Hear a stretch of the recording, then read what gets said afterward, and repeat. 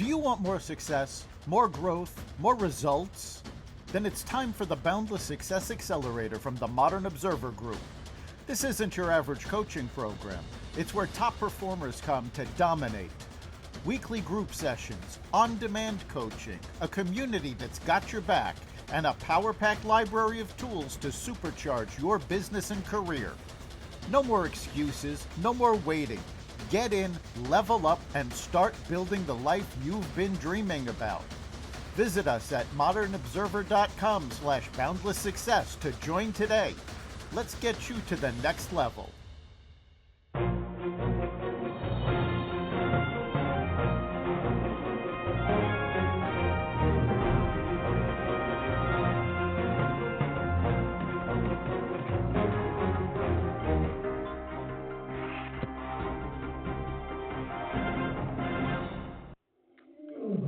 Welcome to another edition of Carnivore Bites, a special edition of Carnivore Bites. I'm your host, Jeff Sherman, along with the esteemed Dr. Eric Lopkin, and I'm going to throw it out to you. Obviously, we're focused on the events in the Middle East, the Israeli attack on the one day after the negotiation timeline lapsed. Their strike on Iran, just run with it. Anything that comes to mind, any of your analysis, let it rip. Yeah, the attacks have been ongoing in both directions. Iran is retaliating against Israel. In fact, I was on a briefing call with the American Jewish Congress on Friday, and one of the people giving us the information told us point blank she may have to jump off the call and go into a bomb shelter. Where Israel is being a lot more targeted than Iran is. Israel is focusing on nuclear facilities, on military facilities, taking out Iran's missiles. Iran is being a lot less discriminating, and we've had Israeli civilians killed, Israeli civilian areas hit, so they don't really care where they're hitting. The big thing I think we need to pay attention to is how Israel did this. Because the first wave of drones that Israel unleashed on Iran came from within Iran. Mossad started infiltrating Iran almost 2 years ago in preparation for this. So this is not a quick, oh, well, we have to do this now. This was meticulously planned. And it's not a coincidence that Donald Trump told Iran, you have 60 days to negotiate with us. And on day 61, Israel bombed the hell out of them. No question about it. And there's a bigger issue, not only the Mossad's meticulous planning, but experts who have real knowledge of this area. There is no denying that to have that happen, that is the drones in the middle of Iran, they needed inside help. Why do I bring that up? Because as we speak, the headlines on many internet news sites are there's a traffic jam in Iran for people leaving, okay? And what it also, and I'd like your opinion, our listeners would as well, I think it points, leaving is leaving, okay? But I think leaving is more an abandonment of the regime. I think it's also people now assisting the Israelis, and Netanyahu has a net positive in terms of opinion in Iran. Is it circling the drain time for the mullahs? That's the bigger issue. We hope so. Now, over the past several months, there have been indications that the mullahs are losing their grip on the country. There was a trucker strike. There have been worker strikes. In the past, these never happened, or if they did, they were shut down quickly. So you are seeing the dissatisfaction of the Iranian people. Now, as the American Jewish Congress brought up, we've seen signs of regime change before. And unfortunately, they have all fallen apart in the past as the mullahs turn their military abilities on their own people.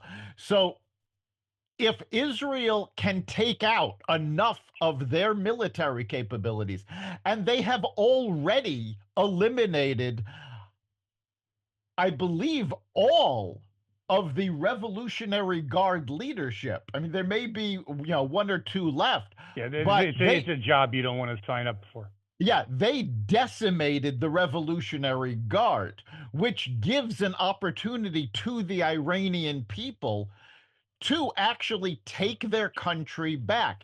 And Netanyahu gave a speech on Friday evening aimed at the Iranian people, saying, "We have your back. This is your time." Yes, I think also the regime was getting weaker. I somewhat a nuance, kind of splitting hairs.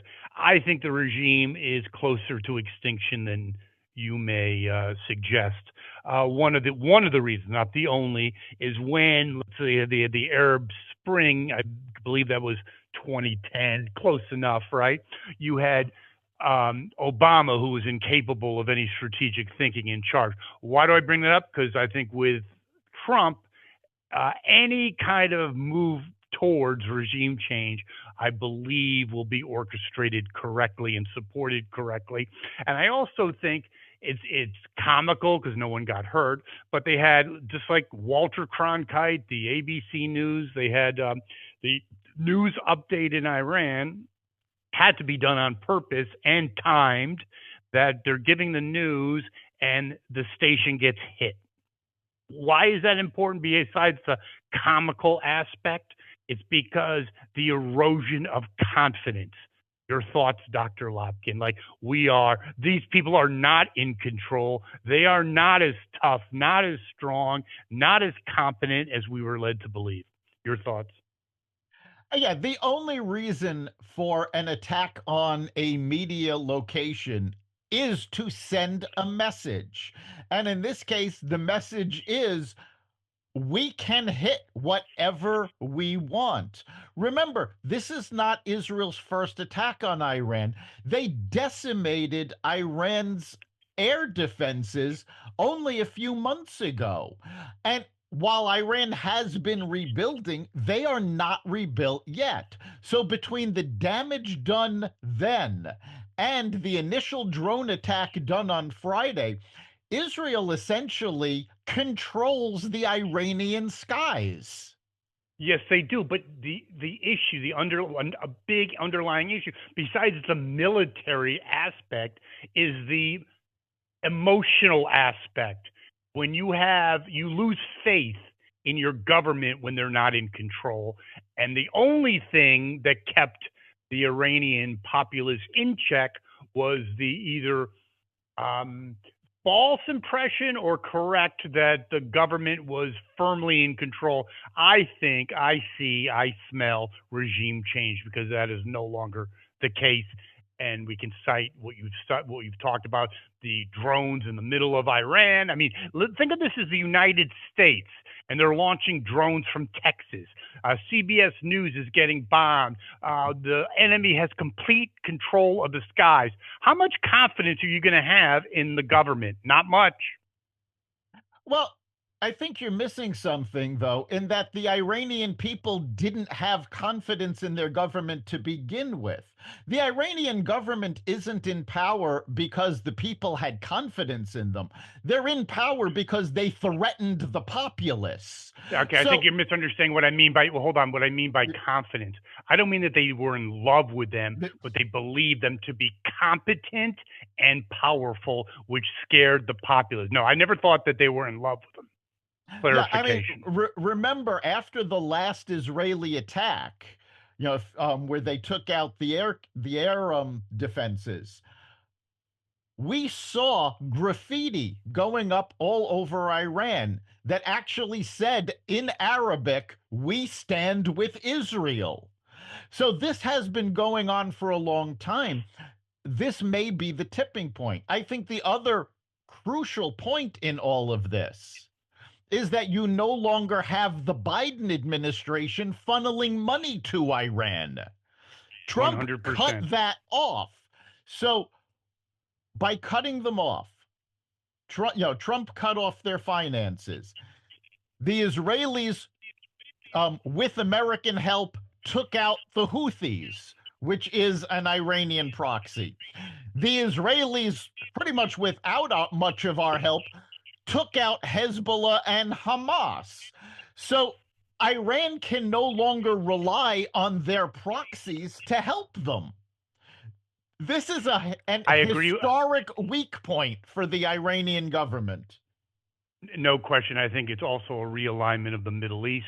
I think without the cancer of Iran, I think the Abraham Accords will be moving ahead after the Gaza situation is solved to some degree. The one more military aspect before we talk about other things in closing is that now 1/3 of Iranians' missile capacity is now kaput. And you can see, and this is not my doing or my analysis, this is an expert analysis, that these strikes at first were pretty now they're just firing aimlessly. Maybe they're using older missiles, second line. That's not really important. The point is 1/3's already. They don't have a lot more time to be screwing around. And I think for me, the more important issue is where do we go forward? And I think this is monumental when you have Syria allowing Israel to launch raids and to land in their airspace on their fields. That is suggests more than a minor realignment. Your thoughts, Dr. No, Lopkin? the Syria thing is major. We saw Syria overthrow the Iranian-backed government also just a few months ago. So now they certainly don't want Iran coming back to try to retake the country. So this is, I mean, I'm not saying that Syria is going to be Israel's best friend by any stretch of the imagination. Well, These I are agree. No, I know. Well, I agree with you, but having them land, being allowed to with the enemy of my enemy is my right. friend. That's where I It was does going with suggest it. a realignment. Yes, I'm not Pollyannic, and Right. I guess the last thing I would like to ask you, Dr. Lopkin, is now there's talk that Putin wants to get involved, and Trump is not putting cold water. I'm not so sure that's all that bad. A way to him to have a way out back in the, I wouldn't say good graces, but at least in the international fold. Not, I think there's worse things that could happen. I wouldn't. I mean, I'm not going to wholeheartedly blindly trust the guy. No, but it's something. I mean, we need to move off this war footing. Is my thought. Right. I mean, Putin needs Iran to survive this because Iran is their main source of weapons at this point for their war against Ukraine. So if Iran falls, Putin's war in Ukraine is in deep trouble. Also, you have to understand the true capabilities of the Israeli military and Mossad. Trump actually stepped in and told them not to take out the Iranian Ayatollah. Now, this Why would did he do that? I think that's a mistake. Why did he do that, Dr. Lopkin? I'm sort of split on that. Part of me thinks it's a mistake, but part of me thinks if they do kill him, there is the possibility of his becoming a martyr, which is big in the Middle East. So you're going to see all sorts of other terrorist groups suddenly band together, for Iran, where at this point they're staying out of it. But the point I want to make is Israel would not have even brought this possibility up if they didn't have the capability of doing it. That is how precise and how embedded Mossad is within Iran. Now, let me ask you a bigger geopolitical question because you are the doctor. I say this sends shivers down China's spine. How do you like that? I mean, Israel is obviously I know they're special expertise in many things, but the weaponry is ours, and it's kind of at this point man against boy, isn't it? Yes, when I say Israel against Iran. China is worried about this. I mean, And they remember, should be. it wasn't that long ago that Trump started talking about the Golden Dome, which would protect America from China's hypersonic missiles. And of course, China, Russia, and Iran were the largest voices complaining about the possibility of America having a defense that is essentially based on what we did on a smaller scale in Israel. So Hmm. China is also heavily involved with Russia right now, and not necessarily in an alliance, because now stories are coming out that China is rounding up Russian spies within its borders, where they do have a mutual defense agreement.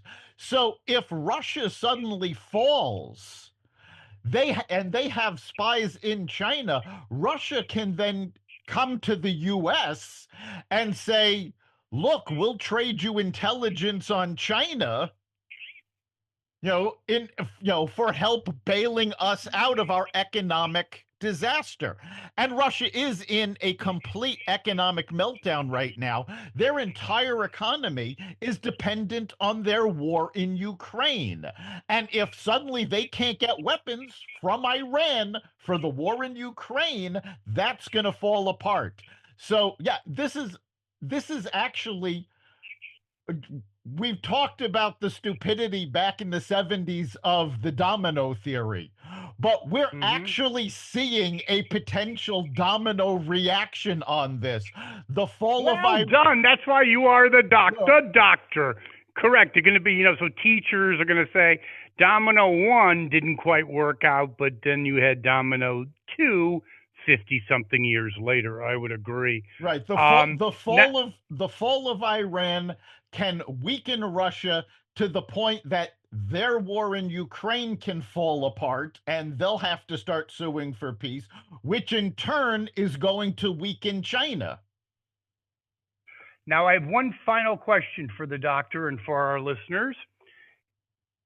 Domestically, where is all our great Jewish leaders? Chucky, Blumenthal, Raskin. I hear crickets, Yeah, and I don't mean the group. it was very disappointing that despite overwhelming support from the US government on both sides of the aisle, Jewish leaders in Congress were actually silent. Rather than Crickets. issuing statements, they were busy at a wedding in the Hamptons, where Anthony Weiner's ex wife was marrying George Soros's son. An anti Israeli and anti Semitic individual. Yes. Well done for our Jewish leaders. Yes, and this is where they were rather than issuing support for Israel. Dr. Lopkin, great special edition. We'll see you in not this coming Wednesday, but next Wednesday. And our listeners can be active members of this process, can't they, Doctor? They can go to xvadio.com/connect. Let us know what you're thinking. You can also message us at the Carnivore Radio Facebook page. And of course, you can catch every episode of Carnivore Bites at xvadio.com, the Carnivore Radio website, the Apple Podcasts app, YouTube, Rumble, Spotify, iHeartRadio, Audible, Amazon Music, and other platforms that respect freedom of speech. Thank you, Dr. Lopkin. We'll see you next time.